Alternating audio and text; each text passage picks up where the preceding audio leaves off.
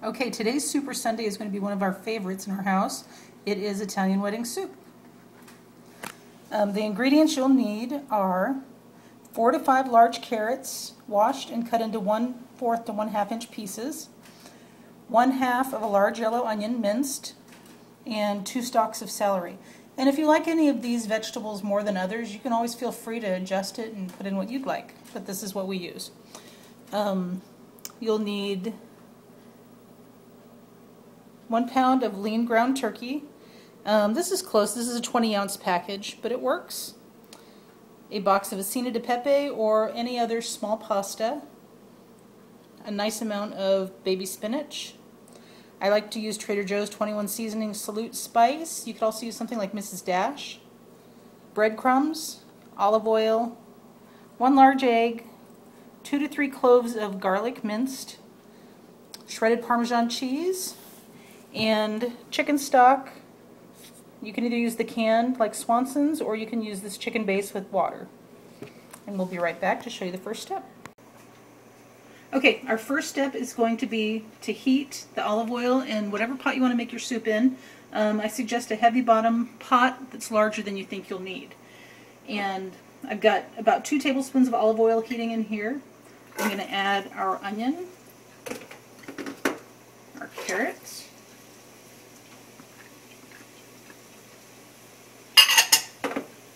and our celery. And this will take probably 3 to 4 minutes to cook. I go until they're pretty tender because this soup really doesn't take long to pull together at all.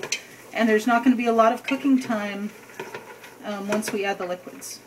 So yeah, we'll be back in probably about 5 minutes and show you how these are nice and soft. Okay, the vegetables have been cooking for about 5 minutes now, and you can tell that they're pretty soft. I wish you guys could smell this. It smells so good. Now I'm going to add 12 cups of hot water. That's 4, but I'm going to add 2 more of these to make 12. And I'm going to add about 2 tablespoons of the chicken base, which makes this the equivalent of 12 cups of chicken broth.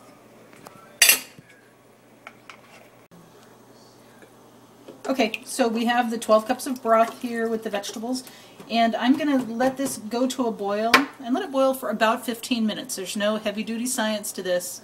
It's just it's infusing the chicken flavor more into the vegetables. Yeah. Okay, while the broth and the vegetables are coming to a boil, we go ahead and make the meatballs just to save some time. So I have a 20-ounce package of lean turkey. It's 93.7. I'm going to add some of our 21 seasoning to it, 1/4 cup of shredded Parmesan, 1/3 cup of seasoned breadcrumbs, and if you don't have seasoned breadcrumbs, go ahead and feel free to use toast, just crunch it up.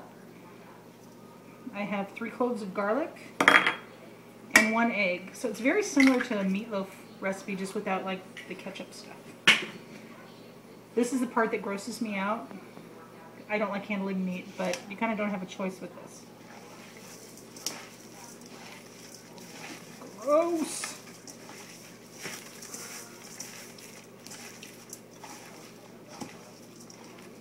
This will only take a second, so you guys can just sit through watching this.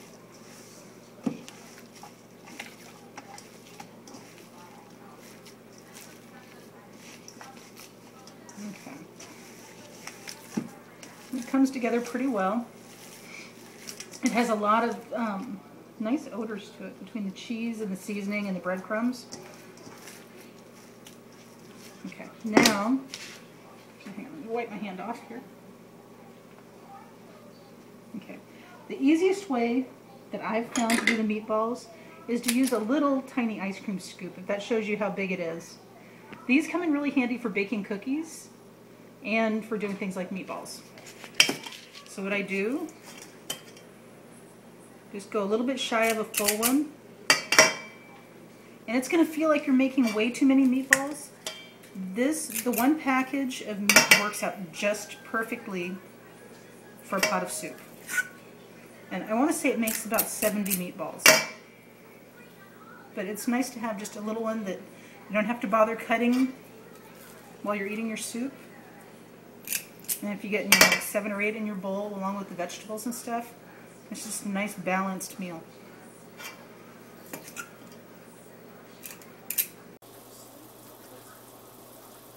Okay, so it's been about 15 minutes. You can see that the stock has changed color a little bit. It's very golden, and the vegetables are full of flavor at this point. We've made the meatballs, and remember how I said it was going to be 70? We were close, it was 60. But some of them are bigger than normal, so it works. I add about, I don't know, anywhere between 5 and 10 at a time. And try to drop them into different parts of the pot so it doesn't bring the temperature down too much.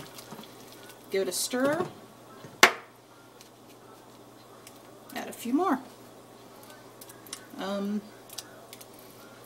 This will only take just a second. We're going to go ahead and leave the camera on while I get all the meatballs in there. I found that if you keep the broth circulating around the meatballs, and even if just waiting 10 seconds or so in between, it keeps the temperature from dropping back down too low from the cold meatballs going in.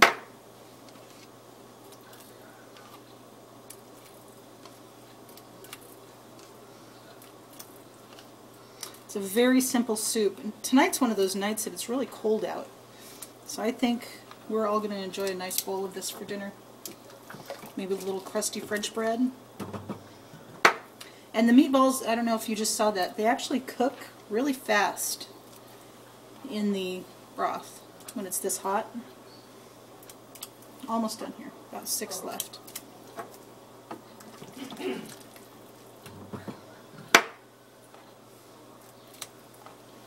And that's it for the meatballs. Now, give them another nice stir. I add in about 3/4 of a cup of acina di pepe or any other small pasta. From what I understand, the origination of Italian wedding soup, it's what they would serve children at weddings in Italy, rather than giving them, you know, the full course dinner type thing. And kids liked it because it has the noodles, the vegetables, and the meat all in one. And then I add my spinach. This, it was out of a 10-ounce bag, and it was probably 3/4 of it. Normally I'd probably add the whole bag, but I ran out of room in my bowl, so I just did it this way for aesthetic reasons. And the spinach will wilt down really fast also. I found even people that really don't care for spinach like it in this soup. So I'm going to let this simmer for a bit, and we'll be back to show you the finished product. And there you have it, our version of Italian wedding soup. I hope you enjoy it.